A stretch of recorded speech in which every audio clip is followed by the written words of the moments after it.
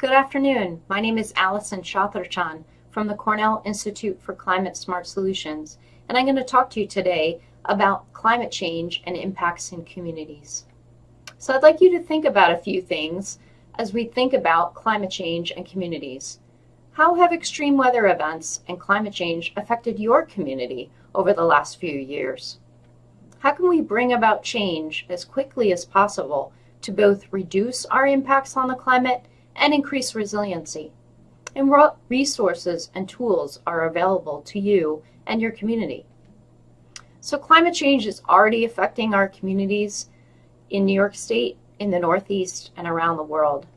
And this includes higher temperatures, including warmer winters and hotter summers, and more extreme heat, including heat waves. This can lead to health risks, especially for the elderly and children, including heat stroke, an increase in asthma and chronic conditions, as well as insect-borne illnesses such as West Nile virus. We also see an increase in extreme precipitation events, both snowfall and rainfall, and that can lead to flooding and impacts to our infrastructure and costs for communities for snow removal or repair of bridges, roads, and culverts that are damaged by flood events. We also see an increase in short-term drought because between these extreme events, we see an increase in drought conditions, and we're going to see that continue in the future. There are also impacts to our ecosystems. If you think about the trees in your community, how are they being affected by invasive species? And what cost does your community need to think about for tree removal, for example, or increased effects on your ponds and lakes in your community? There may also be siting issues. For example, if a community wants to install a large solar farm in the community, what issues do they need to think about in terms of the best place to place that or land use decisions? So I want to point out that New York State is a climate change leader nationally, along with California.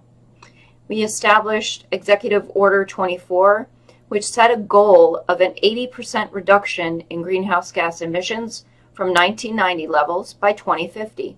This is a really ambitious goal, and it's going to require change at every level, including in local communities.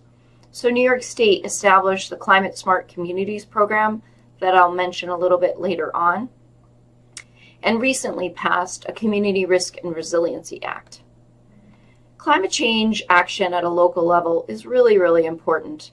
As we know, our own country has not taken as much action as we would like on climate change, and many countries around the world are going to be unable to meet their international commitments for climate change without action at every level, including a local level. This is especially true in New York State, where we have over 1,600 counties, cities, towns, and villages that all have some control over decisions that can affect greenhouse gas emissions and adaptation. We also have a really supportive constituency in New York, where 81% of New York residents in a recent poll believe that the climate is changing. Local governments are key climate change actors because they consume energy in their operations, they manage solid waste, they have authority over planning decisions, zoning, land use, and local environmental protection initiatives that can help with adaptation. They invest in development and involve local citizens. For example, involving citizens in tree planting projects that can help reduce the risks of flooding.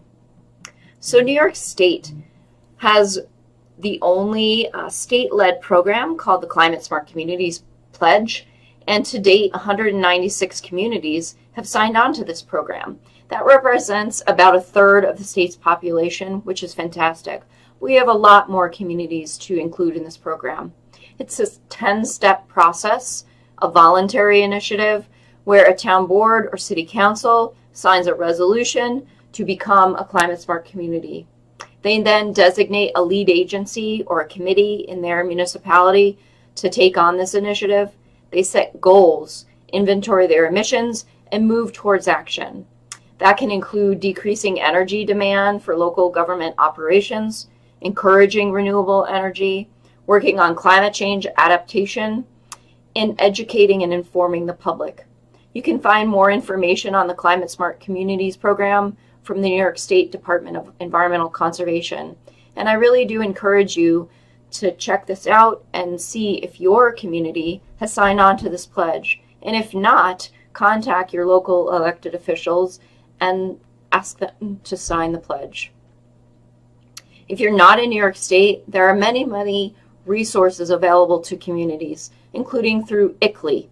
They have a 5-step process and programs to support communities, and this process includes inventorying emissions, establishing a target, developing a climate action plan for your community, which is a local plan, so it makes sense for your community, implementing that plan, and then monitoring and evaluating progress. So municipal operations play a key role again because they can promote energy efficiency in their buildings, fuel efficiency in their vehicle fleet. They can look at infrastructure and how waste and recycling operations are they very efficient. They can look at purchasing or installing renewable energy in the community. They can look at land use planning. So for example, adopting local watershed protection ordinances that again will help with reducing flooding in the community. And they can promote community programs such as Solarize initiatives that encourage homeowners to install solar on their homes. There are many benefits for local governments to become a climate smart community, and these include saving taxpayer dollars by reducing energy costs, reducing risks and preparing for disasters from these extreme rainfall events, improving operations and upgrading infrastructure, so upgrading bridges and culverts so that flooding doesn't wipe out bridges and roads, building the local economy and supporting green jobs, improving air quality and public health, and really creating desirable, sustainable communities that people really want to live in. So I want to end by pointing out that climate change affects everything in our communities, and change begins with each of us. So I encourage you to talk more about this issue, learn more, work with your community. So work on a climate change education project by putting up a bulletin board in your community, having your community sign on to the Climate Smart Communities Pledge, working with your community on land use or watershed protection. These are all things that will help with resiliency, and supporting local agriculture and local businesses. And finally, voting and making your voice heard. Elect officials that believe in climate change and want to work on this issue at a local level. So thank you very much, and I hope we see an increased action on climate change at the local level over the next few years.